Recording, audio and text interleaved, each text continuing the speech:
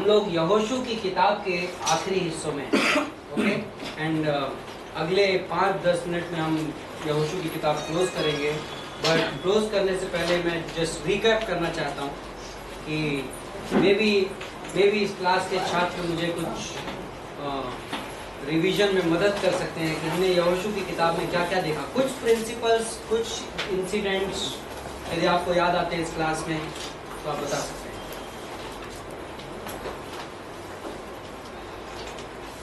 कुछ इंपॉर्टेंट बात यहोशू की किताब किस बारे में?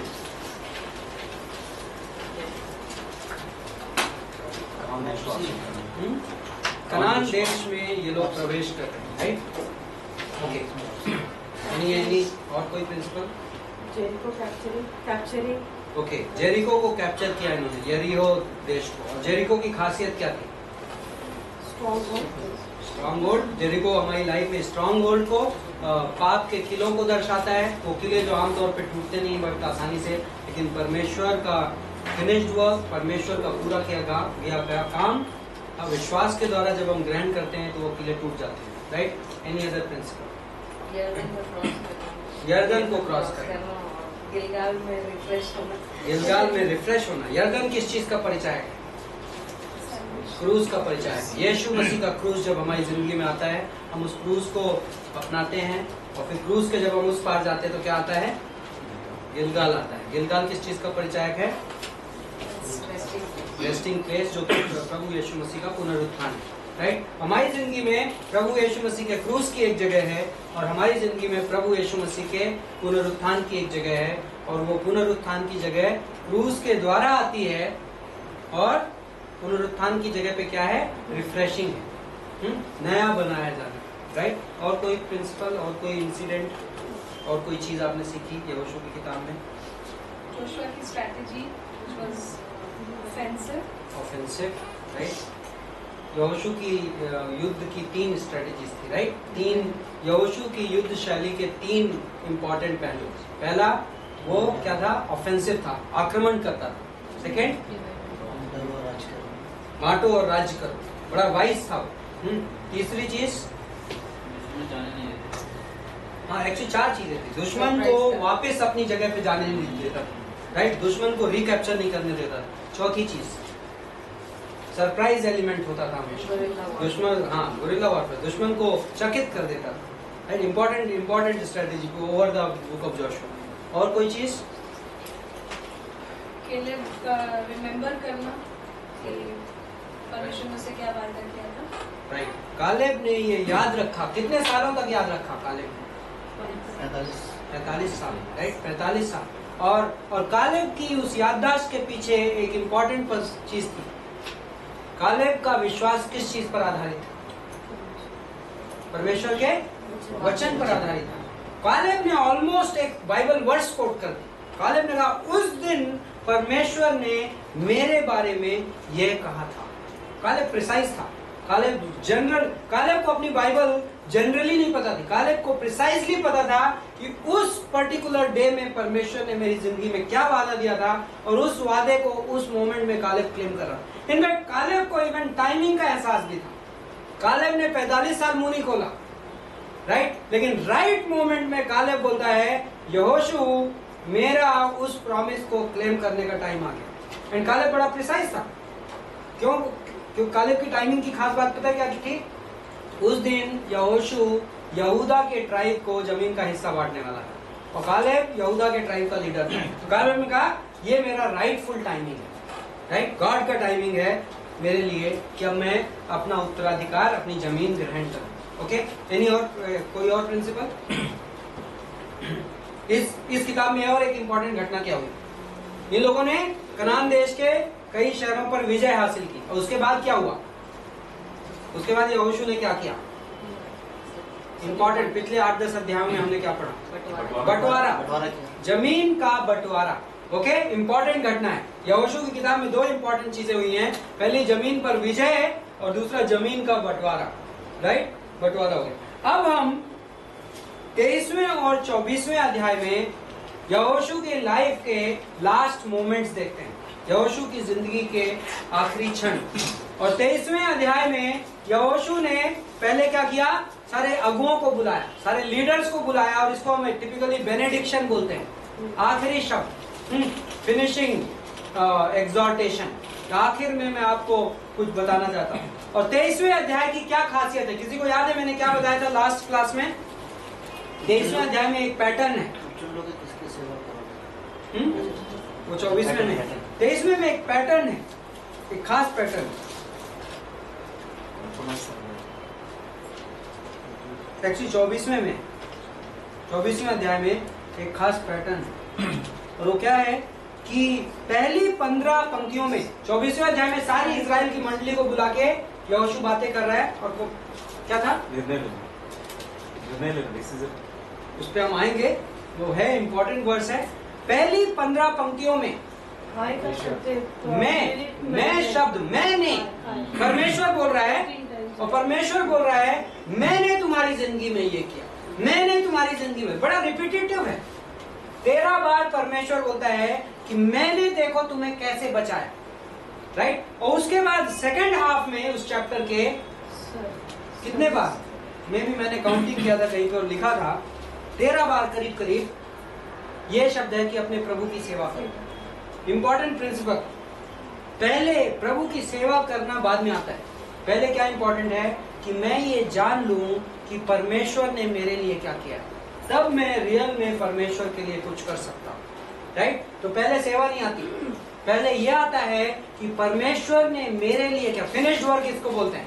इनफैक्ट जोशुआ की किताब जब हमने शुरू की थी तो हमने इंपॉर्टेंट प्रिंसिपल यहां से शुरू किया था। पहले अध्याय में परमेश्वर क्या कहता है, वह स्थान मैंने तुम्हें दे दिया है।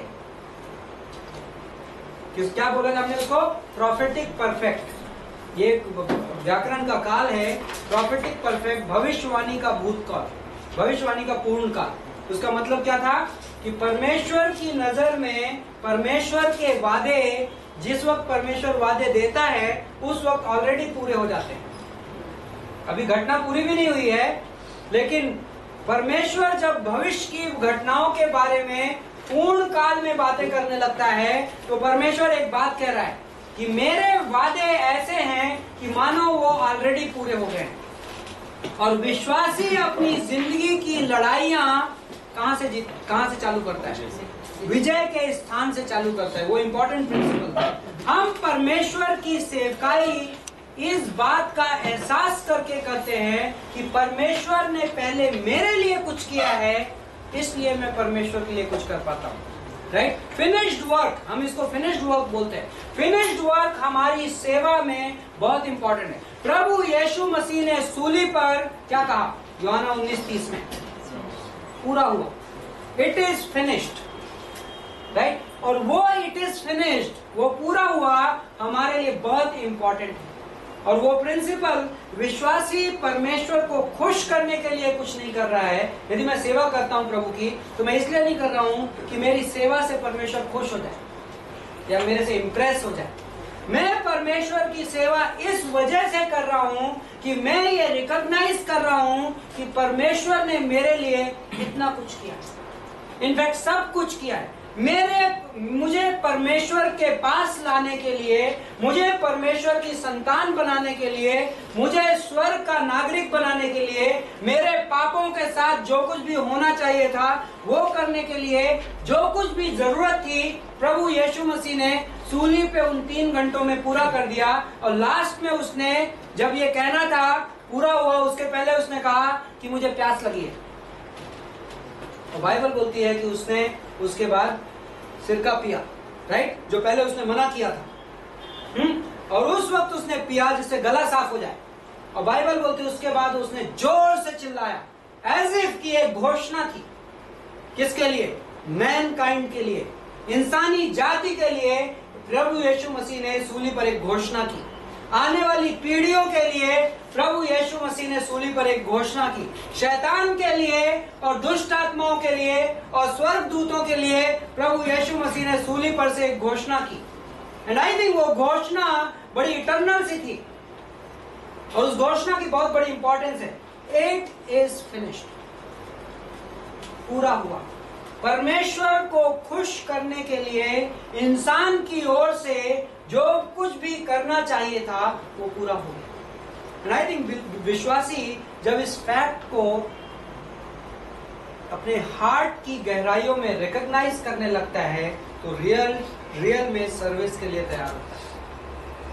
राइट? ये बहुत अद्भुत है। एंड आई थिंक 24वें अध्याय में परमेश्वर वही दिखा रहा है। पहले 15 पंक्तियां परमेश्वर ने सेवा का जिक्र नहीं किया।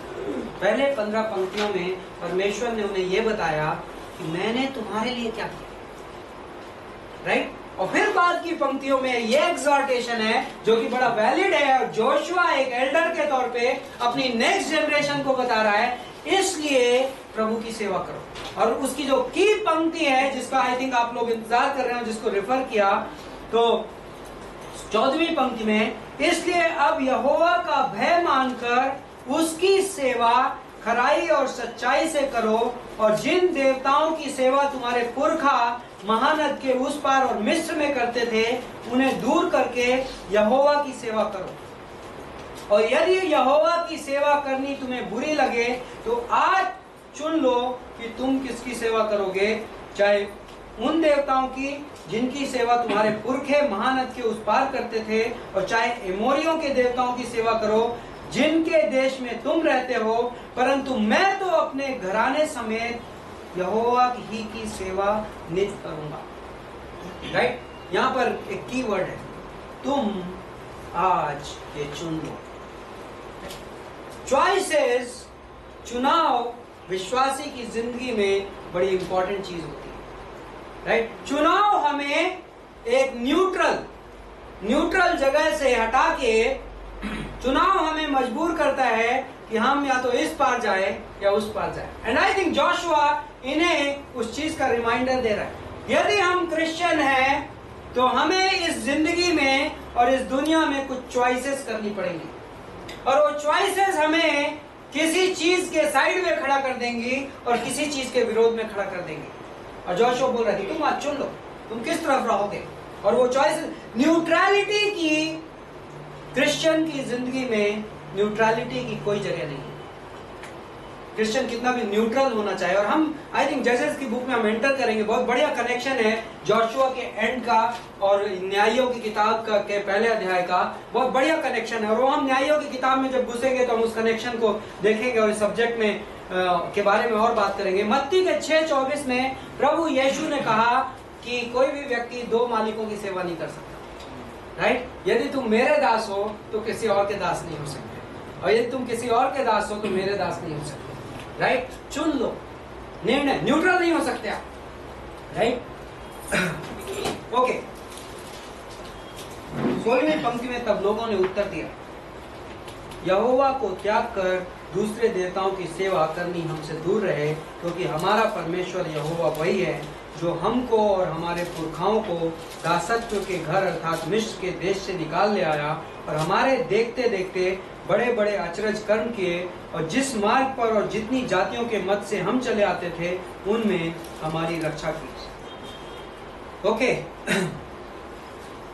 ये एक हिसाब से जोशुआ अपनी लाइफ के एंड में कवनेंट रिन्यूअल कर रहा था, वाचा का नवीनीकरण कर रहा था। परमेश्वर ने वाचा बांधी थी। ध्यान है आपको, मूसा ने जब पर्वत के, सिनाई पर्वत के नीचे, निर्गमन की किताब में 24वें अध्याय में मूसा पहाड़ से नीचे उतरा था, 10 आज्ञाएं दी थी उसने, और उसके बाद उसने पूछा था कि पर क्या तुम इन आज्ञाओं का पालन करोगे। तो सब लोगों ने एक साथ मिलकर क्या कहा था, हाँ हम इन आज्ञाओं का पालन करेंगे। फिर मूसा ने क्या किया था, उस दिन वहां पर मेमने का लहू बहाया गया, और वो लहू उसने मंडली पर छिड़का था, और वो लहू छिड़कना क्या था, डॉक्यूमेंट पर सिग्नेचर था, स्टैम्प था, हाँ? कि हम ये हमारी ओर से ये वादा कर रहे हैं कि हम इस वाचा में शामिल हैं। हम वादा कर रहे हैं कि परमेश्वर के हम पीछे चलेंगे, हम आज्ञाएं मानेंगे। व्यवस्था विवरण की किताब में एक बार फिर लास्ट में व्यवस्था विवरण 28 से 32 मूसा ने क्या लिखा, यदि तुम परमेश्वर की आज्ञा मानोगे तो परमेश्वर तुम्हें आशीष देगा। पूरा चैप्टर है उस पे, आशीष और शाप, ब्लेसिंग्स एंड कर्सिंग्स। एंड हम जोशुआ की किताब में देखते हैं कि एक बार जोशुआ इन लोगों को शेकेम नाम की खाई पे ले जाता है, एक तरफ इबाल का पहाड़, एक तरफ गिरजिम का पहाड़, और इनको बीच में खड़ा कर देता है। 6 गोत्र इस तरफ, 6 गोत्र इस तरफ, और दोनों गोत्र क्या कर रहे हैं? मूसा बोलता है आशीष की पंक्तियां, तो ये लोग बोलते हैं आशीष की पंक्तियां, और मूसा बोलता है शाप वाली पंक्तियां, तो ये लोग बोलते हैं शाप वाली पंक्तियां। क्या है? कवनेंट। इन लोगों की लाइफ में परमेश्वर बार बार एक चीज याद दिला रहा है, मैंने तुमसे एक वाचा बांधी है, और उस वाचा की ये शर्तें हैं, यदि तुम आज्ञाओं को मानोगे तो तुम्हें आशीष रहेगा, यदि तुम आज्ञाओं को नहीं मानोगे तो आशीष नहीं रहेगा, कर्ज रहेगी। राइट? और यहाँ पर जोशुआ एक बार फिर कवनेंट रिन्यू कर रहा है इनके दिमाग में। नई पीढ़ी आने वाली है, और यहोशू को पता है नई पीढ़ी की चुनौतियां अलग रहेंगी, और इन्हें एक चीज इंपॉर्टेंट है जो इन्हें पता होनी चाहिए, वाचा। राइट? हम जिस वाचा में, और मैं डायरेक्टली इस वाचा को हम क्रिश्चियन लाइफ में इंटरप्रेट नहीं कर सकते, क्योंकि ये जो वाचाएं बांधी थी हमें सिद्धांत बताती हैं कि परमेश्वर को क्या पसंद है और क्या नहीं पसंद है, लेकिन ये वाचाएं उन लोगों पर एप्लीकेबल थी। हमारे लिए कौन सी वाचा दी गई है? हमारे लिए जो वाचा दी गई है उसको क्या कहते हैं बाइबल में? नई वाचा, न्यू कवनेंट, न्यू टेस्टामेंट। इसीलिए हम न्यू टेस्टामेंट बोलते हैं उसको, नया नियम, क्योंकि वो नई वाचा। यीशु मसीह ने जब लहू लिया आखिरी प्रभु भोज में, तो उसने क्या बोला? ये किसका लहू है? ये नई वाचा का लहू है। राइट? तो हम डायरेक्टली कई सारी पुराने नियम के सिद्धांतों को हम डायरेक्टली अप्लाई नहीं कर सकते। तो कई बार आप ब्लेसिंग एंड और हम प्रीच करते हैं, लेकिन हमें केयरफुल रहना। हम सिद्धांत समझते हैं उसमें से, हम परमेश्वर का चरित्र समझते हैं उसमें से, क्योंकि जो परमेश्वर वो वाचाएं उस वक्त दे रहा था, वो परमेश्वर को क्या पसंद है और क्या नहीं पसंद है, हमें उन पंक्तियों से ये पता चलता है। लेकिन आप उन पंक्तियों को डायरेक्टली अपने पे नहीं अप्लाई कर सकते। आप ये नहीं कर सकते ओके आप ऐसा नहीं कर रहे हो इसलिए आपके ऊपर ये कर्ज आया है। आई थिंक वो गलत मैसेज है। हम नई वाचा के अंतर्गत आते हैं और हम उसे कवर करेंगे। ओके, तो यहोशू ने 22वीं पंक्ति में कहा, तुम आप ही अपने साक्षी हो कि तुमने यहोवा की सेवा करनी अंगीकार कर ली है। और उन्होंने कहा हाँ हम साक्षी हैं। आपको लग रहा है ऑलमोस्ट कोर्ट केस टाइप चल रहा है कि वो बोल रहे हैं यस यस, रीइटरेशन। क्या हो रही है? कवनेंट रिन्यू हो रही है, वाचा नई बनाई जा रही है। राइट? ओके। और तब यहोशू ने 25वीं पंक्ति में, तब यहोशू ने उसी दिन उन लोगों से वाचा बंधाई और शकेम में उनके लिए विधि और नियम ठहराया। राइट? तो यहाँ पे क्या हो रहा था? यहोशू के आखिरी शब्द हैं ये, बट साथ में कवनेंट का रिन्यूअल है, वाचा का। और हमारे लिए वाचा क्या है? परमेश्वर का वचन। परमेश्वर का वचन हमारी लाइफ में बार बार आता है, और ये इंपॉर्टेंट है कि हम इस वचन में रिफ्रेश हों। हम इस वचन को, हम फैमिलियर नहीं हो सकते अपनी बाइबल से। हम ये नहीं कर सकते अरे मैंने ये किताबें पढ़ी हुई है। राइट? रिफ्रेशिंग बहुत जरूरी है। 29वीं पंक्ति में, तब इन बातों के बाद यहोवा का दास नून का पुत्र यहोशू 110 साल का होकर मर गया। और 30वीं पंक्ति में, और इब्राहिम पहाड़ी के देश में गाश नाम के पहाड़ की उत्तर अलंग पर उसी के भाग में उसे मिट्टी दी गई। और यहोशू के जीवन भर जो वृद्ध लोग यहोशू के मरने के बाद जीवित रहे और जानते थे कि यहोवा ने इजराइल के लिए कैसे कैसे काम किए थे, उनके भी जीवन भर इजरायली यहोवा ही की सेवा करते रहे। Okay, interesting. जब तक यहोशू जिंदा रहा और यहोशू की जनरेशन के लोग जिंदा रहे, तब तक इजरायली लोग परमेश्वर के साथ चलते रहे। ओके, एक यहाँ पर इंपॉर्टेंट घटना का जिक्र है। फिर यूसुफ की हड्डियां जिन्हें इजरायली मिस्र देश से ले आए थे, वे शकेम की भूमि के उस भाग में गाड़ी गई जिसे याकूब ने शकेम के पिता हमोर से 100 चांदी के सिक्कों से मोल लिया था, इसलिए वह यूसुफ की संतान का निज भाग हो गया था। ओके, इंपॉर्टेंट, ये उत्पत्ति के 50वें अध्याय का जिक्र है। यूसुफ ने अपनी लाइफ के लास्ट में बोला था कि तुम लोग मेरी हड्डियों को ये मिस्र देश में मत गाड़ना। कहाँ गाड़ना? वादे के देश में गाड़ना। कितने साल गुजर चुके हैं पता है आपको इन घटनाओं के बीच में? यहोशू आई थिंक 400 साल। राइट? उत्पत्ति के 15 के हिसाब से 400 कुछ साल गुजर चुके हैं। 400 सालों तक यहूदियों ने यूसुफ की हड्डियां संभाल के रखी और अब ये हड्डियां गाड़ी जा रही हैं। एंड आई थिंक पुराने नियम में आप इस लिंक को बार बार पाते हो। ये लिंक हमें किस चीज से कनेक्ट करती है? यूसुफ का ये कहना कि मेरी हड्डियों को वहां गाड़ना किस चीज का परिचय है? कि यूसुफ ये कह रहा है कि परमेश्वर ने मेरे पूर्वज इब्राहिम को एक वादा दिया था, बिलोंगिंगनेस, और परमेश्वर का वादा, इब्राहिम की लाइफ में परमेश्वर का वादा क्या था? कि मैं तुम्हें एक महान देश बनाऊंगा और मैं तुम्हें एक जगह पे ले जाऊंगा जो वादे का देश है। अभी तक वो वादा पूरा नहीं हुआ था। वादा कहां पे जाके पूरा हुआ? यहोशू की किताब में। लेकिन यूसुफ को मिस्र देश में इस बात पे भरोसा था कि वो वादा एक दिन पूरा होगा, राइट? और यहोशू की किताब के एंड में वो इंसिडेंट कोट किया जा रहा है। इसका मतलब क्या पता है? इब्राहिम को दिया गया वादा, हर पुराने नियम का राइटर किसी ना किसी फॉर्म में इब्राहिम को दिए गए उस वादे को रिफर करता है। आप देखेंगे, इसको ट्रैक करेंगे। पुराने नियम इजराइलियों के लिए, क्यों इब्राहिम विश्वास का पिता कहलाता है? क्यों इब्राहिम को इतनी इज्जत देते हैं? इब्राहिम को परमेश्वर ने जो वादा दिया था, हर यहूदी के दृष्टिकोण से वो बहुत इंपॉर्टेंट वादा था और वो वादा इजरायली लोग याद रखते थे। और यहाँ पर यहोशू की, जब यहोशू मर रहा है तो यहोशू की को दफनाया जा रहा है और उस समय इस बात को रिफर किया जा रहा है, यूसुफ की हड्डियां वहां पर दफनाई गई। कहां से लिंक हो गई? लिंक सिर्फ यूसुफ तक नहीं गई, लिंक सिर्फ उत्पत्ति के 50वें अध्याय तक नहीं गई। एक्चुअली वो लिंक कहां तक गई? उत्पत्ति के 12वें अध्याय तक। क्योंकि यूसुफ का विश्वास किस पर था? कि परमेश्वर ने इब्राहिम को वादा दिया था कि मैं तुम्हें एक देश पे ले जाऊंगा, राइट? तो आप देखेंगे ये इंसिडेंट्स लिंक होते हुए। ओके, हम यहोशू की किताब ऑलमोस्ट क्लोज कर चुके हैं। लेकिन एक इंटरेस्टिंग चीज जो आपको व्यवस्था विवरण से यहोशू में घुसते वक्त एक लिंक थी, जो आपको यहोशू से न्यायों में घुसते वक्त नहीं है, और वो पता है क्या है? Next leader.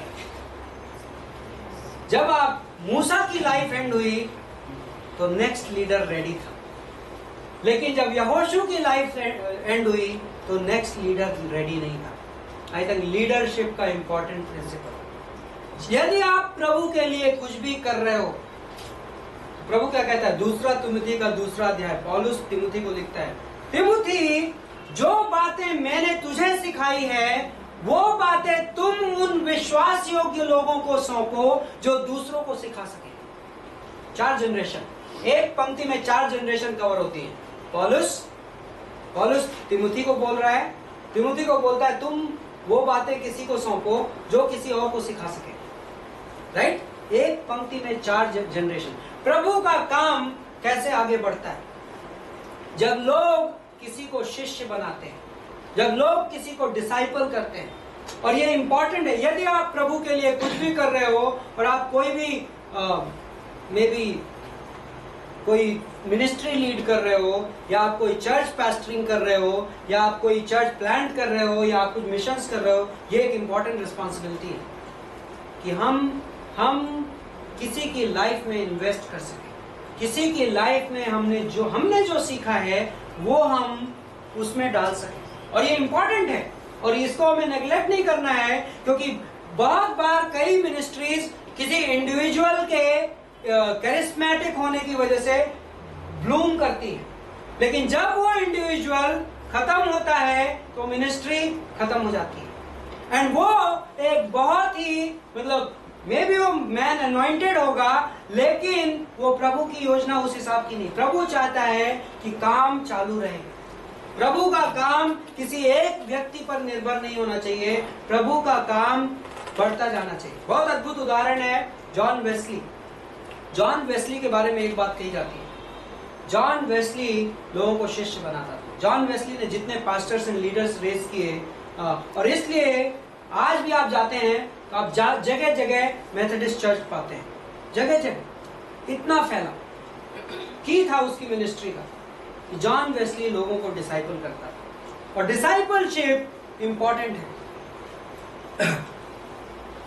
ओके, एक और कारण है पॉसिबली कि हम एक मेजर नेशनल लीडर के बारे में नहीं सुनते हैं। ये तो पर्सनल वो था जोशुआ के पार्ट। एक मेजर नेशनल लीडर आपको न्यायियों की किताब में नहीं मिलता। अभी तक नेशनल लीडर था, पूरे राष्ट्र का एक लीडर था मूसा, उसके बाद पूरे राष्ट्र का एक लीडर था कौन? यहोशू। लेकिन अब न्यायियों की किताब में पूरे राष्ट्र का आप लीडर नहीं देखते, इंडिविजुअल ट्राइब के लीडर्स हैं। क्यों? उसके पीछे एक कारण है। प्रभु ने अपनी योजना में जब इन्हें लैंड दिया तो कैसे दिया? जोशुआ की किताब में जब इन्हें लैंड मिला, जमीन मिली, तो कैसे मिली? जोशुआ तुम जहां जहां पांव रखोगे वो जमीन में तुम्हें दे दूंगा, विजय मिलेगी। और फिर आपने लैंड का बंटवारा कर दिया 12 गोत्रों में। अब क्या करना है? नेक्स्ट स्टेप क्या है?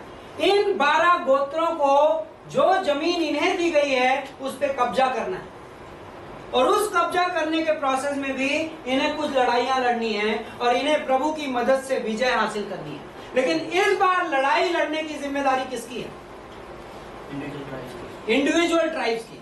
और उस गोत्र की लीडरशिप को अब अपना विश्वास दिखाना पड़ेगा, राइट? तो मतलब ये विश्वासी की जिंदगी में होता है। मेरी लाइफ में ये इंपॉर्टेंट है कि मैं किस चर्च में जा रहा हूं, राइट? मैं अपना चर्च बड़ा सोच समझ के चुनता हूं।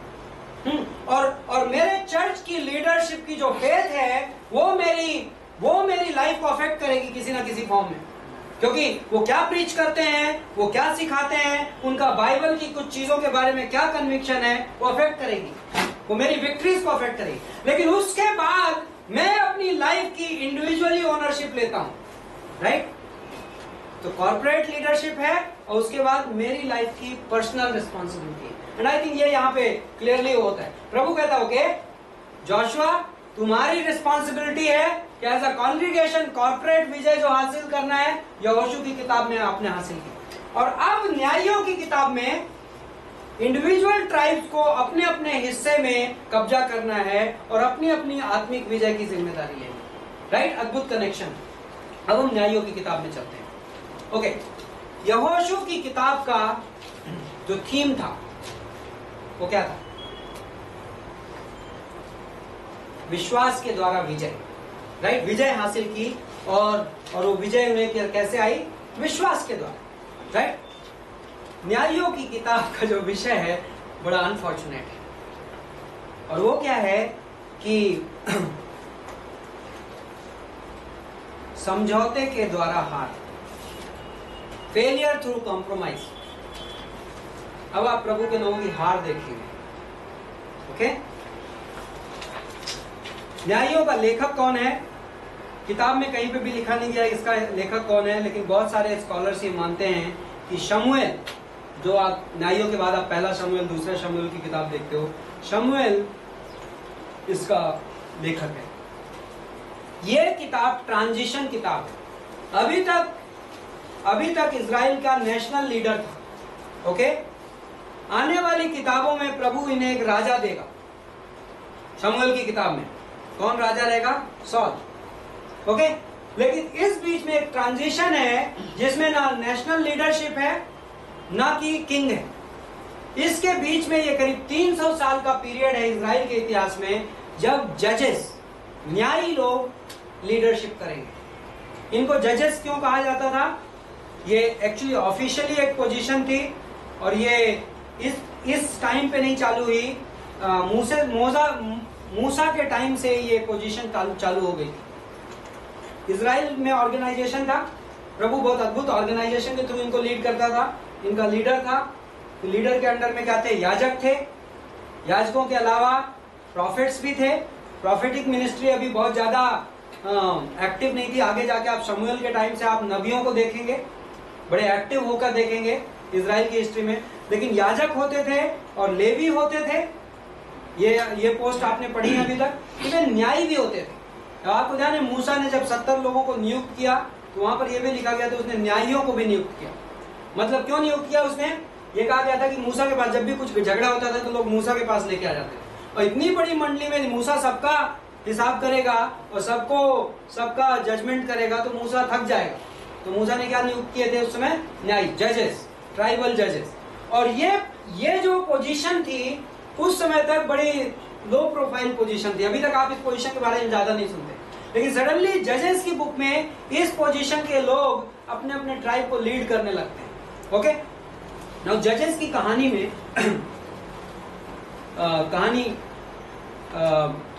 टिपिकल पैटर्न क्या है? जजेस की स्टोरी में टिपिकल पैटर्न, जजेस की स्टोरी में एक चक्र है, cycle.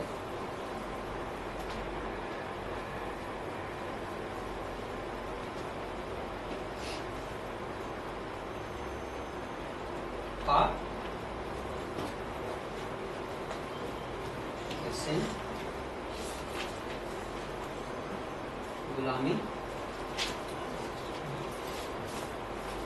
you can say servitude, just to keep it SSS.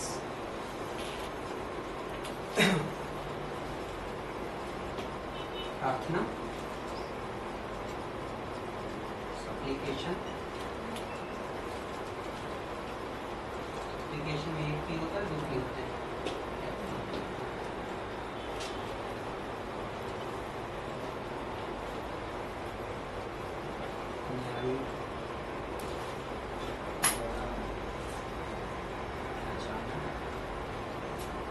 इसको मैं लिखूंगा साल्वेशन,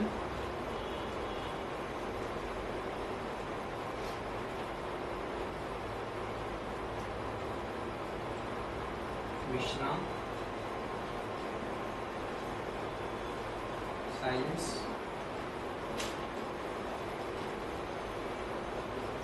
सेवा,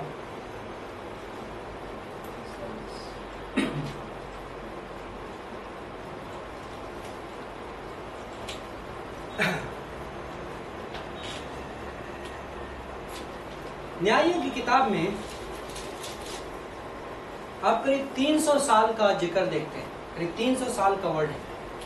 और इन 300 सालों के दौरान इजराइल देश के लोग टिपिकली ये पैटर्न है, मूर्ति पूजाओं में, अपने पड़ोसियों के साथ संगति में और गलत गलत कामों में, पाप में हो जाते हैं। जब ये पाप में जाते हैं तो परमेश्वर इनको कहता है ओके, अब तुम्हारा टाइम आ गया है कि मैं तुमको ताड़ना दूं, चेस्टाइजमेंट करूं। तो परमेश्वर क्या करता है, ओके, आसपास जितने दुश्मन हैं मैं इनको भेज देता हूं। तो 10 साल, 20 साल, 15 साल ये लोग गुलामी करते हैं। जब ये गुलामी करते करते कंटाल जाते हैं तो फिर ये बोलते हैं प्रभु बचाओ, तो प्रार्थना करते हैं। और ये टिपिकल पैटर्न मैं आपको दिखाऊंगा, ये आपकी बुक में है, बाइबल में। एंड जब ये प्रार्थना करते हैं प्रभु बचाओ, तो प्रभु इनके बीच में एक शक्तिशाली व्यक्ति को खड़ा करता है, जो टिपिकली इस किताब में उनकी पोस्ट थी कि वो जजेस थे, न्यायी थे। जजेस का जो पोस्ट थी वो सिर्फ एक लीगल पोस्ट नहीं थी, बल्कि ये एक एडमिनिस्ट्रेटिव पोस्ट थी। ओके, तो उसका काम लीगल भी था लेकिन एडमिनिस्ट्रेटिव भी था वो। Okay, in fact legal, administrative as well as military, तीनों टाइप की लीडरशिप उसके पास में थी। जो जबकि उसी पोस्ट का जो नाम है वो लीगल सा दिखता है, बट उसकी जो जिम्मेदारी थी वो तीनों थी। एडमिनिस्ट्रेटिव मतलब राजनीतिक, एंड देन न्यायिक और सैनिक, तीनों तरीके की जिम्मेदारी उसके पास थी। तो लीड करता था अपने लोगों को, बचाता था, और जब लोग बचाए जाते थे तो कुछ टाइम के लिए उनको रेस्ट मिलता था। उनके बीच में अद्भुत शांति होती थी, और उस शांति के बाद वो प्रभु की सेवा करते थे, और फिर सेवा करने के कुछ टाइम के बाद वो वापस पाप में घुस जाते थे। और ऐसी आप एक्चुअली आप करीब 12 साइकिल्स देखते हैं जजेस की किताब में। 12 बार ऐसा होता है, परमेश्वर 12 डिफरेंट जजेस खड़ा करता है और विभिन्न मौकों पे, और हम एक एक करके सबका काम देखेंगे। एक इंटरेस्टिंग चीज विश्वासी की जिंदगी में बहुत बार होता है, हम गलती करते हैं, राइट? और जब हमारी गलती और बाइबल पहला यूहन्ना 1:9 नए नियम के विश्वासी के लिए बहुत अद्भुत प्रोविजन है, जो कई बार आपको पुराने नियम में नहीं दिखाई पड़ता है। और वो प्रोविजन है पहला यूहन्ना का 1:9, यदि हम हमारे पापों को मान लें, बड़ा इंटरेस्टिंग वर्ड है। आई थिंक इस वर्ष पे हम काफी टाइम बिता सकते हैं, लेकिन हम for the sake of moving forward हम कई बार सिद्धांतों को बड़ी क्विकली टच अपॉन करते हैं, बट बाइबल कॉलेज के स्टूडेंट के तौर पे कहीं ना कहीं आपको इन सिद्धांतों पर रुक के इनकी डीप स्टडी करनी है। और पहला यूहन्ना 1:9 विश्वासी के लाइफ में बड़ा इंपॉर्टेंट प्रिंसिपल है। आपके पर्सनल कन्विक्शन होनी चाहिए इस सिद्धांत के बारे में। और वो कहता है यदि हम हमारे पापों को मान लें तो परमेश्वर विश्वास योग्य है कि हमें हमारे सब अधर्मों से माफ करता है और प्रभु यीशु मसीह का लहू हमें शुद्ध करता है। क्या करने से? मान लेने से। मान लेने से। किसके सामने? प्रीस्ट के सामने नहीं, पास्टर के सामने नहीं, परमेश्वर के सामने। राइट? जब हम परमेश्वर के सामने हमारी पापों को हम मान लेते हैं, सिर्फ मान लेना, मानने का मतलब क्या है? कन्फेशन वर्ड हम यूज करते हैं इंग्लिश में कई बार, और उस कन्फेशन वर्ड को या पश्चाताप, रिपेंटेंस वर्ड यूज करते हैं। कई बार लोग उसको बड़े इमोशनल ट्विस्ट के साथ समझते हैं, और इमोशनल ट्विस्ट में मुझे कोई प्रॉब्लम नहीं है, लेकिन यदि वो इमोशनल ट्विस्ट सिर्फ एक इमोशनल ट्विस्ट है तो प्रॉब्लम है। मान लेने की परिभाषा होती है, जो यूनानी भाषा का शब्द है होमोलोगेयो। होमोलोगेयो, होमोलोगेयो का मतलब होता है, इंपॉर्टेंट वर्ड है और आपको पता होना चाहिए, नॉट द की वर्ड पता होना चाहिए, लेकिन इसका सिद्धांत। होमो मतलब होता है सेम, और लोगोयो मतलब होता है word, logos, logy, biology, speaking the same thing, वही बात बोलना। वही बात किसके जैसा बोलना? मेरे कार्यों के बारे में परमेश्वर जो बोलता है वही मैं भी बोलने लगूं। मत्ती के 5वें अध्याय में मैंने एक इंटरेस्टिंग वर्स पढ़ी थी। आई थिंक मुझे वर्स का रेफरेंस नहीं याद आ रहा है, आप अपनी बाइबल में सर्च कर सकते हैं। मत्ती के 5वें अध्याय में आई थिंक 17th वर्स है। कहती है कि जब तू रास्ते पर हो तो प्रतिवादी से तुरंत सहमत हो जा, कहीं ऐसा ना हो कि वो तुझे ले जाकर जेल में बंद कर दे। प्रतिवादी मतलब दुश्मन, राइट? बड़ी इंटरेस्टिंग वर्स है। पता है उस पंक्ति का क्या मतलब? जब हम हमारी जिंदगी में रास्ते में होते हैं, हम चल रहे होते हैं और हम गलतियां करते हैं, तो हमारे अंदर एक परमेश्वर ने सहायक भेजा है, पवित्र आत्मा, तो स्वयं परमेश्वर है, और हम उसके बारे में आज बात कर रहे थे। और वो बड़ा विश्वास योग्य है।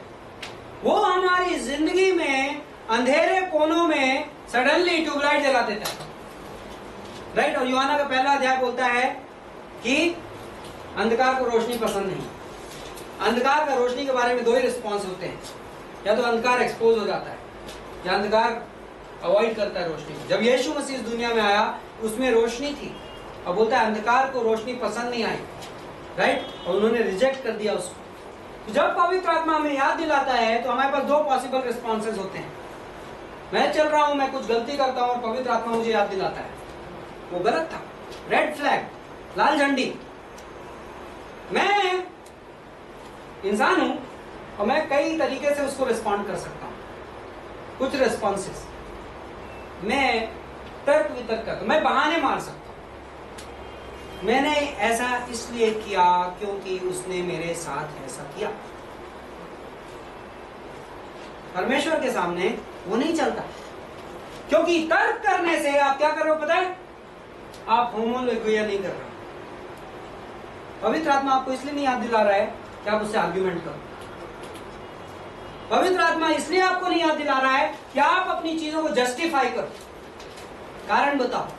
परमेश्वर, मैंने फल इसलिए खाया क्योंकि वो औरत जो तूने मुझे दी थी उसने दिया।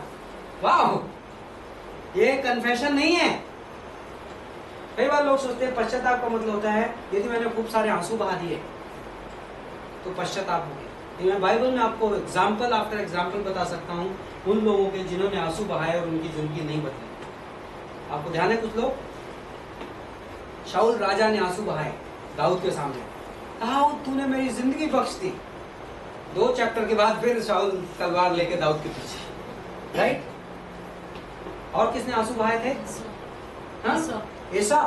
एसाव ने आंसू बहाए। ओह, मेरा आशीष पूरा उसने चुरा लिया, अगली बार मैं राइट हो जाऊंगा। कुछ राइट नहीं हुआ, कभी प्रभु के साथ नहीं चला। और पता है किसने आंसू बहाए? जूडस। यीशु को पकड़ने के बाद उसने इतना तक कि जाके थैली लौटा दी। लेकिन कैसे आपको पता कि जूडस रियल पश्चाताप नहीं किया? जूडस स्वर्ग में नहीं मिलेगा। क्यों नहीं मिलेगा पता है आपको?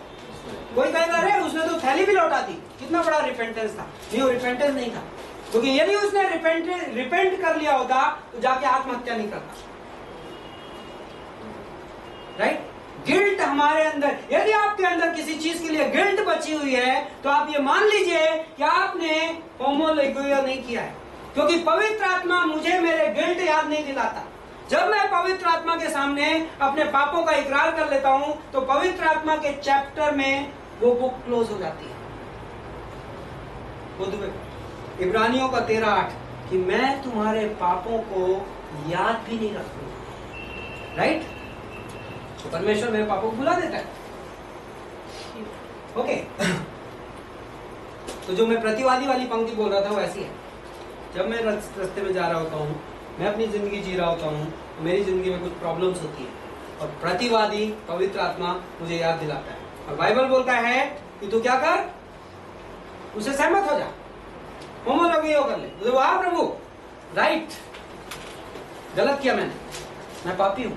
एंड उस मोमेंट में लूका के 15वें अध्याय में पुत्र ने सिर्फ एक बात कही, पिता मैंने तेरे और स्वर्ग के खिलाफ पाप किया है।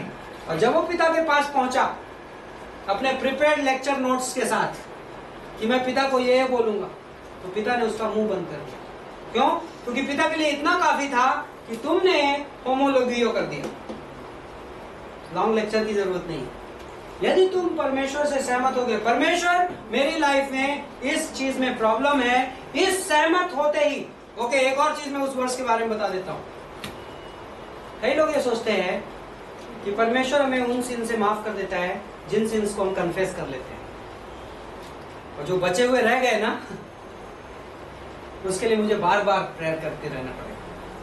नहीं, आप उस वर्ष को ध्यान से पढ़िए, 1 यूहन्ना 1:9 बोलता है यदि हम हमारे पापों को मान लें तो परमेश्वर हमें सब अधर्मों से माफ कर देता है। जब मैं परमेश्वर की उपस्थिति में कन्फेस करता हूँ, परमेश्वर क्या करता है, सारे जो मैंने नहीं भी कन्फेस किए ना, वो सारे बहुत अद्भुत है सब।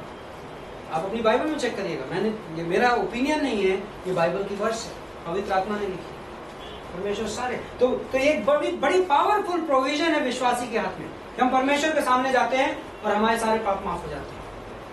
लेकिन यदि विश्वासी पाप में जी रहा है, वो पाप कर रहा है, परमेश्वर के सामने नहीं जा रहा है और सहमत नहीं हो रहा है, वो भाग रहा है, परमेश्वर कभी ना कभी उसकी लाइफ में क्या करता है, इब्रानियों का 12:6 कि जिससे परमेश्वर प्रेम करता है उसकी वो ताड़ना भी करता है, चस्टाइजमेंट करता है। परमेश्वर कहता है ओके, अभी थप्पड़ पड़ने का टाइम आ गया, अभी स्टिक पड़ेगी, क्योंकि बिना स्टिक के, और ये अद्भुत प्रिंसिपल है चाइल्ड रेयरिंग में और पेरेंटिंग में, ये इंपॉर्टेंट प्रिंसिपल। मैं एक्सपीरियंस पेरेंट नहीं हूँ, लेकिन मैं पास्टर हूँ और मेरा काम है बाइबल प्रीच करना, तो मैं जिस चीज में नहीं भी एक्सपर्ट हूँ तो भी मैं प्रीच करूंगा।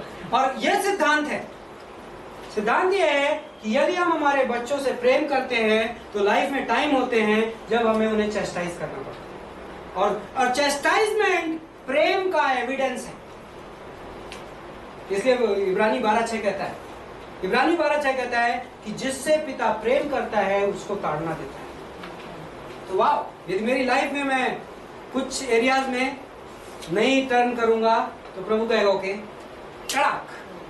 क्यों? क्योंकि यदि तुम रोड क्रॉस करोगे और तुम 7 साल के बच्चे हो तो वो पिता बड़ा निष्ठुर होगा कि जो तुम्हें ना रोके, राइट? नहीं तो तुम किसी की कार तुम्हें रोकेगी और हॉस्पिटल का बिस्तर तुम्हें रोकेगा, उसकी बजाय प्रेम करने वाला पिता तुम्हें फटके मार के रोकेगा, राइट? तो ये अद्भुत है। तो विश्वासी नहीं सुधरता, ताड़ना होती है। यहाँ पर इनके साथ यही हो रहा है, इनकी परमेश्वर ताड़ना करता है। ताड़ना के बाद ये प्रार्थना करते, प्रभु हार गए, बस बहुत हो गया। पाप का रास्ता, नीति वचन में एक पंक्ति है कि पापी का रास्ता बड़ा कठिन होता है, बड़ा अद्भुत है। कई बार जब शैतान हमें केला दिखाता है और हम उसकी ओर भागते हैं तो ऐसा लगता है बेस्ट चीज लाइफ की वो, राइट? अंटिल टेस्ट इट, फंस जाओगे जब उसमें, तब पता चलेगा कि कितना इंटरेस्टिंग है। नीति वचन बोलता है पापी का रास्ता बहुत कठिन होता है। डॉक्टर स्टीवंस ने एक बुकलेट में लिखा था, और मेरी प्रार्थना ये है कि आप वो टेस्ट मत करो, आप ये टेस्ट मत करो कि वो पंक्ति कितनी सही है, ओके? बट ये लोग प्रार्थना करते थे। तो प्रार्थना करते थे तो परमेश्वर विश्वास योग्यता में एक न्यायी रेजअप करता था, एक जज रेजअप करता था, और वो जज इन लोगों को बचाता था दुश्मन से, और बचाने के बाद कुछ सालों तक विश्राम होता था। और आप इस बुक में ईयर्स दी गई, कई बार 40 साल तक, कई बार 20 साल तक विश्राम का टाइम होता था। प्रभु के लोग प्रभु की सेवा करते थे और फिर डिटेरियोरेट हो जाते थे। ओके, ये जजेस की साइकिल। मैं इंपॉर्टेंट पॉइंट जो बोल रहा हूँ, अभी तक मैं इतनी भूमिका बना रहा हूँ एक इंपॉर्टेंट पॉइंट के लिए। विश्वासी की लाइफ में परमेश्वर का ये प्रोविजन कि विश्वासी गिरता है। नीति वचन 24:17 या 24:15, कोई मुझे मेरी मदद करे। प्रोवर्ब्स 24:15 या 17, कौन अपनी नीति वचन की किताब? The righteous falls 7 times and yet he rises up. है? धर्मी व्यक्ति 7 बार गिरता है फिर भी उठता है। 16? Okay, average. नीति वचन 24:16। इंपॉर्टेंट पार्ट ये है, परमेश्वर ने मुझे एक प्रोविजन दिया है कि मैं जितने बार भी गिरूं मैं उठ सकता हूं विश्वासी के तौर पे। लेकिन और कई बार कोई व्यक्ति उसका फायदा उठा के सोचे, अरे वाह, मैं तो पहला यूहन्ना 1:9 समझ गया। चूंकि मैं पहला यूहन्ना 1:9 समझ गया, अब मेरी लाइफ में एक लाइसेंस है कि मैं जो चाहूं जाके करूं, और उसके बाद चुपके से जाऊं और बोलूं, प्रभु मैंने पाप किया है, मेरे सारे पाप माफ कर दे, यीशु मसीह का लहू मुझे माफ करता है। और कई बार परमेश्वर वैसी इमेच्योरिटी अलाउ करता है, और परमेश्वर हमें अनुग्रह के पाठ पढ़ाता है, और परमेश्वर हमें प्रभु यीशु मसीह के प्रेम की लंबाई, चौड़ाई, ऊंचाई और गहराई सिखा रहा है। तो कई बार परमेश्वर अलाउ कर देता है, और कई बार विश्वासी लाइफ में चलेगा। लेकिन इन लोगों की लाइफ में यही साइकिल चल रही थी, और हमने देखा न्यायियों की किताब में 12 साइकिल है। कोई बोलेगा क्या प्रॉब्लम, फाइनली तो आप यहाँ आ ही रहे हो। एक प्रॉब्लम, जब मैं साइकिल में जाता हूँ तो एक साइकिल ऐसी हो सकती है, मैं गिर रहा हूँ, मैं उठ रहा हूँ और गिर रहा हूँ, और मैं उठ रहा हूँ और गिर रहा हूँ, और उठ रहा हूँ और गिर रहा हूँ, लेकिन इवेंचुअली मैं कहाँ जा रहा हूँ? डाउनवर्ड जा रहा। इजराइल के इतिहास में ये चल रहा है। हम विश्वासी हैं, हम में से कोई भी परफेक्ट नहीं है। हम गिरते हैं और हम उठते हैं, और हम गिरते हैं और हम उठते हैं, लेकिन परमेश्वर पता है क्या चाहता है हमारी लाइफ में?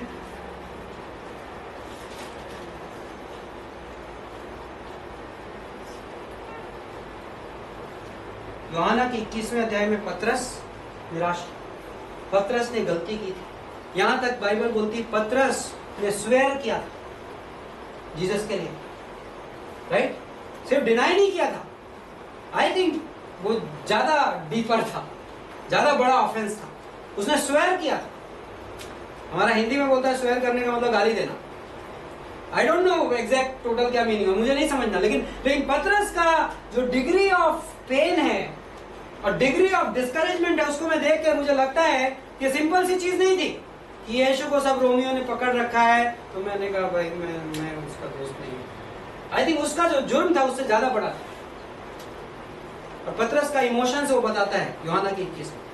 लेकिन पतरस यूहन्ना के 21 में गिर के उठा, और प्रेरितों के काम दूसरे अध्याय में उठ के खड़ा हुआ था। लेकिन कुछ लोग गिर के उठते हैं, और जब मैं इसको गैर जिम्मेदारी से, परमेश्वर के प्रोविजन को मैं गैर जिम्मेदारी से ट्रीट करता हूं, और मैं इसको फ्रिवोलस जिंदगी जीने के लिए इस्तेमाल करता हूं, और मैं रियलिटी में परमेश्वर के साथ एक वॉक में इंटरेस्टेड नहीं होता हूं, तो मेरी लाइफ में यह संभव है। हमें सतर्क रहना है। और आई थिंक न्यायियों की किताब बड़ी इंटरेस्टिंग है। कॉम्प्रोमाइजेस इनकी लाइफ में क्या होता है? ओके, न्यायियों की किताब 1 चैप्टर, मुझे कुछ तो करना है, 2-3 मिनट। ओके, पहला अध्याय क्विकली। यहोशू के मरने के बाद इजरायलियों ने कि कनानियों के विरुद्ध लड़ने को हमारी ओर से पहले कौन चढ़ाई करेगा? Important question. यहोशू मर गया और अब हमें हमारी जमीन जीतनी है। फर्स्ट क्वेश्चन का आएगा, अब हमारी ओर से कौन जाएगा? अभी तक तो यहोशू था, राइट? यहोवा ने उत्तर दिया, परमेश्वर ने उत्तर दिया, यहूदा चढ़ाई करेगा। ओके, यहूदा कौन था? किसी इंडिविजुअल का नाम नहीं है, किसी व्यक्ति का नाम नहीं है। 12 गोत्रों में से एक कौन था? यहूदा था, जूडा। ओके, तो जूडा सबसे बड़ा ट्राइब था, जूडा के पास सबसे ज्यादा लैंड था। गॉड ने कहा ओके जूडा लीड करे। ओके, मैं इसमें से पहले अध्याय में डिफरेंट गोत्र ने क्या किया उस लैंड के साथ, उसकी समरी है। ओके, सभी गोत्रों को जमीन दे दी गई थी, लेकिन बड़ा इंटरेस्टिंग है कि किसी भी गोत्र ने, बाय द वे, इनमें से कोई भी गोत्र ने अपनी पूरी जमीन पे पूरा हक नहीं ले पाए। कनान देश इनमें से कोई भी पूरी तरीके से जीत नहीं पाया, सबके दुश्मन थे। और हम एक्चुअली नेक्स्ट क्लास में हम इस सिद्धांत को कवर करेंगे कि प्रभु ने ऐसा क्यों किया, क्यों प्रभु ने इन्हें आधे पे छोड़ दिया, राइट? आधे पे क्यों, इन्हें क्या प्रिंसिपल था। ओके, वो सेकंड चैप्टर में। लेकिन फर्स्ट चैप्टर में हम एक इंटरेस्टिंग पैटर्न देखेंगे, और वो पैटर्न ये है, बोलता है यहूदा की पूरी लड़ाई हुई, और लड़ाई के बाद 17वीं पंक्ति में फिर यहूदा ने अपने भाई शिमोन के संग जाकर, शिमोन और यहूदा। ओके, बाय द वे, आज जाने से पहले आपको एक वो दिया जाएगा, होमवर्क। ओके, क्विज है आपकी, आप बाइबल कॉलेज कर रहे हैं तो आपको बीच बीच में कुछ होमवर्क्स और एग्जाम मिले। क्विज में आपको ये मैप है, आपके एक्चुअली हैंडआउट्स में इस मैप का दूसरा भाई है, तो आप अपना हैंडआउट रिफर कर सकते हैं। हाँ, कंप्लीट मैप। इसमें खाली जगह जो बनी है, 12 गोत्रों में से कौन से गोत्र की कौन सी जमीन थी, ये आपको खोज के उसमें उस गोत्र का नाम लिखना है। आपके पास वो मैप है, आप अपनी चाहे बाइबल रिफर करिए चाहे मैप रिफर करिए, उस गोत्र का नाम लिखिए जिस गोत्र की जो जमीन है। ये आपका होमवर्क है। कोशिश करिए अगले हफ्ते, मैक्सिमम अगले के अगले हफ्ते। ओके, और जिन लोगों ने पिछला नहीं दिया है उनको पिछला भी देना है। ओके, मे भी 4-5 क्लास के अंदर आपका एक एग्जाम भी आने वाला है जो लाइव होगा। ओके, बट इजी हो परेशान होने की जरूरत नहीं है, और ये सोचने की जरूरत नहीं कि मैं तो नहीं दे सकता एग्जाम। ओके, 19वीं पंक्ति में तो हम ये देख रहे हैं, यहूदा और शिमोन। यदि आप उस मैप में देखेंगे तो यहूदा बड़ा भाई था और शिमोन उसका छोटा भाई था, दोनों सेम माँ के बेटे थे। तो जो शिमोन को जगह मिली, सिमियन, जूडा और सिमियन की जो जगह थी एक्चुअली यहूदा के लैंड के अंदर थी। और आप जो उत्पत्ति के 49वें अध्याय में जब जेकब ने अपने बेटों को आशीष दिया, तो आप उसमें देखते हैं शिमियन को उसने कहा था कि तुम्हारी आइडेंटिटी लूज हो जाएगी। और आप आने वाले टाइम में देखते हैं इनका लैंड जो था सिमियन का, यहूदा के लैंड के अंदर था। और जब किसी का लैंड किसी के दूसरे के लैंड के अंदर में रहता है तो स्लोली उसकी आइडेंटिटी लूज हो जाती है। और आने वाले टाइम में आप सिमियन के बारे में कुछ नहीं सुनते आने वाले कुछ सालों में। तो वो भविष्यवाणी ट्रू हुई। यहाँ पर ये दोनों लड़ने जा रहे हैं। क्यों साथ में लड़ने जा रहे हैं? इनका लैंड और इसका लैंड एक ही है, तो इनके दुश्मन भी एक ही है, तो इन्होंने लड़ाई लड़ी। 19वीं पंक्ति में, और यहोवा यहूदा के साथ रहा और इसलिए उसने पहाड़ी देश के निवासियों को निकाल दिया, परंतु तराई के निवासियों के पास लोहे के रथ थे, इसलिए वह उन्हें नहीं निकाल पाया। पहला ट्राइब, इसने आधे लोगों को निकाल दिया। ऑर्डर क्या था भाई? परमेश्वर की आज्ञा क्या थी? आपको दुश्मनों के साथ क्या करना है? आपको पूरी तरीके से निकालना, कोई आधा अधूरा बिजनेस नहीं, राइट? फर्स्ट स्टेप इन्होंने निकाल दिया, किसको? पहाड़ी लोगों को। तराई वालों को नहीं निकाल पाए क्योंकि उनके पास लोहे के रथ थे। सेकंड देखिए 21वीं पंक्ति में, नेक्स्ट बिन्यामीनियों की, बेंजामिनाइट्स की बारी आई, बेंजामाइट्स। इसलिए यबूसी आज के दिन तक यरूशलेम में बिन्यामियों के संग रहते हैं। ओके, अब यहाँ संग रहने वाली बात आ गई। फर्स्ट वालों ने आधों को निकाल पाए, सेकंड वालों ने भाई साथ में ही रख लिया। ओके, 28वीं पंक्ति में देखिए, परंतु जब इजरायली सामर्थी हुए तब उन्होंने कनानियों से बेगारी ली, परंतु उन्हें पूरी रीति से ना निकाला। ओके, एक एक ट्राइब का मैं पढ़ रहा हूँ, हाँ, डिफरेंट ट्राइब्स का। ये वाला गोत्र एक इसने अलग स्ट्रेटेजी अडॉप्ट की। इसने कहा ओके हम जीत तो गए लड़ाई, इनको क्यों भगाते हो? इनको साथ में ही रख लेते हैं, नौकर बना लेते हैं। यहाँ भाइयों की बड़ी कमी है इन्होंने उनसे बेगारी कराई, परंतु उन्हें पूरी रीति से ना निकाला।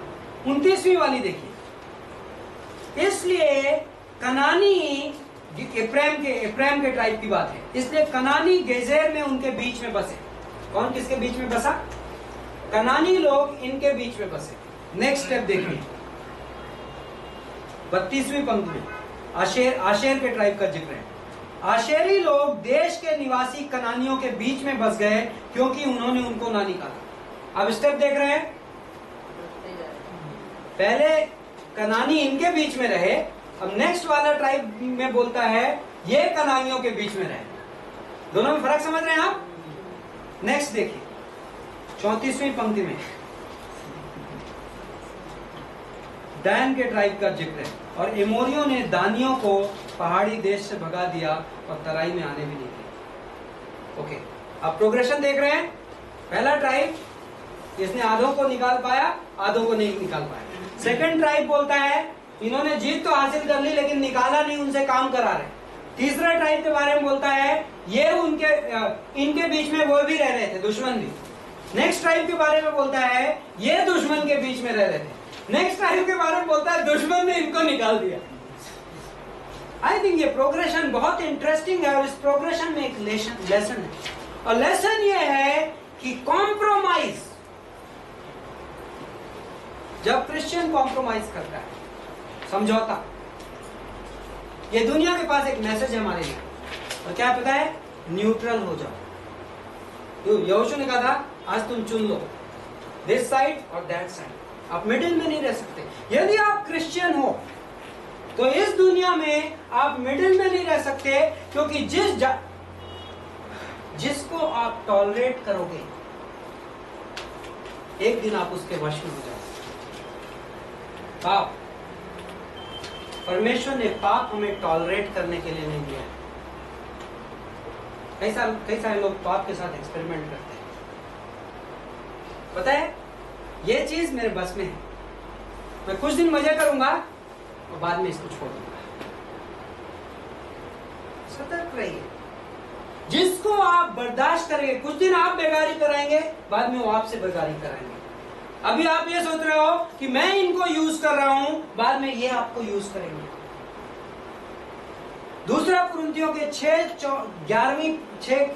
11वीं पंक्ति से लेकर अंत की तक परमेश्वर बोलता है क्या तुम्हें नहीं पता कि तुम परमेश्वर का मंदिर हो और तुम उनसे अलग किए गए हो, और विश्वासियों का और अविश्वासियों का क्या वास्ता? राइट? दोनों एक जुए में नहीं जूझ सकते। क्या तुम गधे को बैल के साथ जोड़ सकते हो ना? हम अलग किए गए हैं। मैं भी हम इस संसार में हैं और हम छोड़ के नहीं भागते, लेकिन हमारे दिमाग में ये क्लियर होना चाहिए कि जो हमारी पोजीशन है वो न्यूट्रल नहीं है। मे भी कोई एक सोशलिस्टिक मैसेज आएगा क्रिश्चियनिटी में जो कहेगा कि नहीं हमें सबके साथ फाइन, लेकिन हम अलग हैं, हम एक दूसरे राज्य के हैं, और अंधकार के राज्य का रोशनी के राज्य से रिलेशनशिप नहीं हो सकता। और यदि मैं वो एक्सपेरिमेंट करूंगा तो किसी ना किसी दिन कहीं ना कहीं, मैं बहुत सालों पहले एक बाइबल क्लास में मैंने एक इलस्ट्रेशन सुना था, बहुत पावरफुल, पास्टर शैला ने दिया था। एक आदमी था, उन्होंने बोला जैसे लोग पेट रखते हैं ना, कुत्ता और ये, उन्होंने बोला हम एक छोटा सा पाइथन पालेंगे, अजगर। और जब वो बेबी पाइथन था इतना बड़ा, बड़ा क्यूट बड़ा पाइथन, सुंदर सा पता नहीं कैसे किसको सुंदर लगता है, लेकिन उन्होंने पाला। और ये रियल स्टोरी है भाई, अमेरिका की। उन्होंने पाइथन पाला और पाइथन बड़ा क्यूट सा, स्लो सा, ज्यादा कुछ नहीं, हिलता डुलता, स्लोली कहीं घर में कोने में पड़ा रहता, वो टीज करो नो प्रॉब्लम, छोटा सा पाइथन है। उन्होंने पाला, नो प्रॉब्लम, बहुत अच्छा। और वो पाइथन बढ़ता रहा और बढ़ता रहा। और एक दिन हस्बैंड वाइफ जॉब पे गए और उनका छोटा सा बच्चा घर में, और एक दिन उस पाइथन ने उस बच्चे को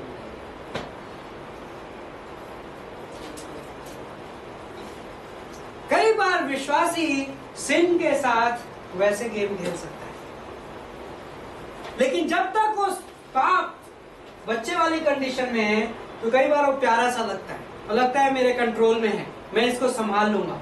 लेकिन एक दिन वो पाइथन बड़ा होने वाला है और एक दिन वो पाइथन डेंजरस रूप ले लेगा और मैं सोचता हूं मैं उसको टेम कर लूंगा, लेकिन एक दिन वो मुझे टेम कर लेगा।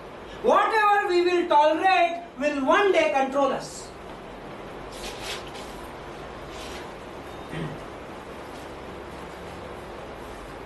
Okay, एक और मेरे पास वर्ड था, sentence. When we are strong, it is dangerous not to deal with sin. कई बार जब हम मजबूत होते हैं हमें लगता है हम तो मजबूत है, किसी और दिन डील कर लेंगे, लेकिन प्रभु चाहता है कि हम हमारी लाइफ की उन एरियाज के साथ आज डील करें जब हम मजबूत हैं। जब आप स्ट्रांग होते हो तो वो टाइम है दुश्मन को हराने का, उस दिन का इंतजार नहीं करने का कि जिस दिन दुश्मन मजबूत हो जाएगा और मैं वीक हो जाऊंगा। इन लोगों के साथ वही प्रॉब्लम है, इन्होंने उनसे पहले बेगारी कराई, उन्होंने कहा अरे इन लोगों से काम कराते हैं, बाद में यही दुश्मन मजबूत हो गया। आप न्यायों की किताब में आगे देखेंगे यही लोग बाद में खड़े हो गए और इनके दुश्मन बन गए और इन्होंने उनको गुलाम बना लिया, राइट। और ये अद्भुत है। आई थिंक आज की क्रिश्चियन लाइफ में जो एक बहुत बड़ा आक्रमण है क्रिश्चियन चर्च के ऊपर, वो है न्यूट्रलिटी का। न्यूट्रल हो जाओ। समाज हमसे यह डिमांड करता है कि आप सबसे एकोमोडेट करके, वे भी अपने कन्विक्शन में भी, कई बार ऑफिस में जब प्रसाद आता है, राइट, तो बड़ी चैलेंजिंग सिचुएशंस आती है कि मैं मना कर दूंगा तो कौन कौन बुरा मानेगा।